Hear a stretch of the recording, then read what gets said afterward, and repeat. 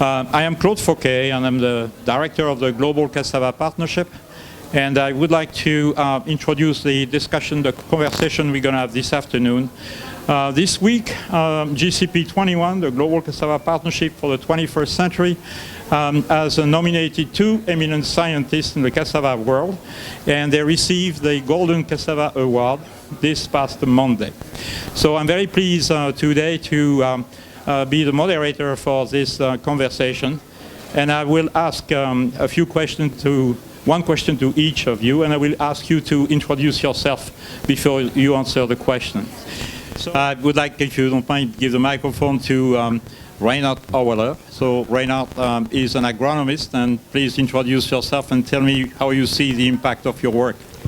Yeah, my name is Reinhard Auerler. I've been working for SIAT for 39 years. Initially, my work was mainly doing experiments. I'm a soil scientist as well as an agronomist, but mainly a soil scientist. I did a lot of experiments in Colombia, where the headquarters of SIAT is located, and started working on cassava about 35 years ago. We did a lot of experiments on the nutrition, the nutritional needs of cassava. But then in 1986, I was asked to move to Asia. And there the situation is very different because I did not have my own personnel. I didn't have any help, only a little bit of money. And I was told to work with national programs. So I worked with different programs in many different countries doing still experiments.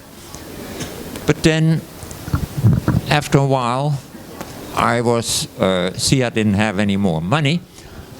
I got some money from the Nippon Foundation in Japan, and they wanted me to work much more with farmers. So I started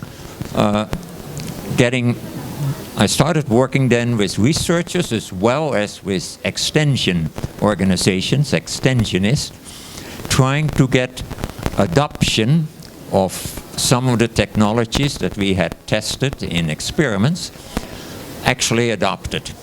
So we spent the first 5-year period with just a few countries developing the methodology, and we noticed that farmers were actually very interested to be able to do very small experiments by themselves on their own field.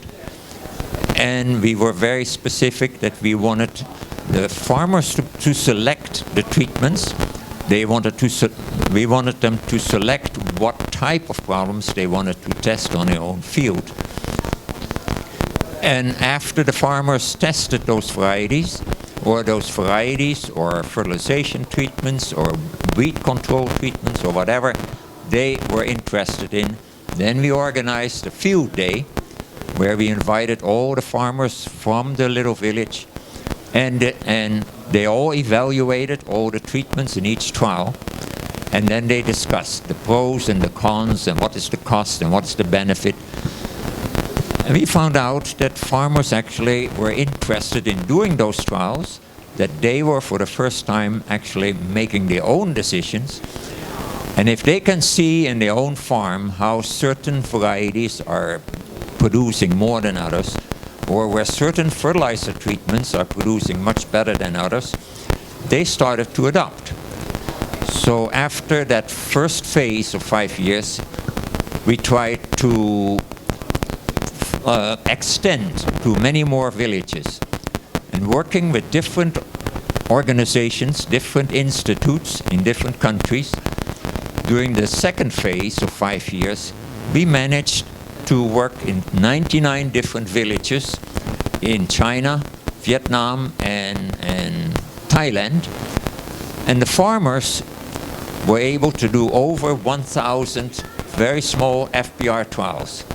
And we used the same methodology of discussing and evaluating with the farmers. And we noticed that little by little the farmers started to adopt the new varieties that they had selected themselves. We don't like to recommend anything. We want to ask farmers what is good for their specific conditions, and that may vary from one village to another. But little by little, we actually talked to thousands of farmers, and with time we noticed that the yields were increasing, that farmers were all trying to get the best varieties to plant on their own fields, to use much more fertilizers and better fertilizer treatments. And we noticed that the yields in all these countries started to increase very markedly.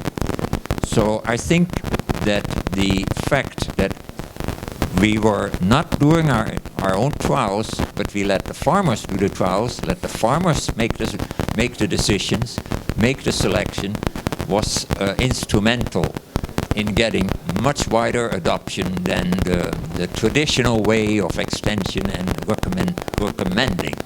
And I think that has been the key to see the cassava yields in Thailand shoot up in the last 15 years. There may be many other factors involved, but having worked with both the researchers and extension agents from the universities, from research institute, from extension organization in different countries, and bringing them together to work together with the same goal of trying to get much wider adoption of new technologies, I think that has been very successful. Thank you. Okay. Thank you very much, Reinhard.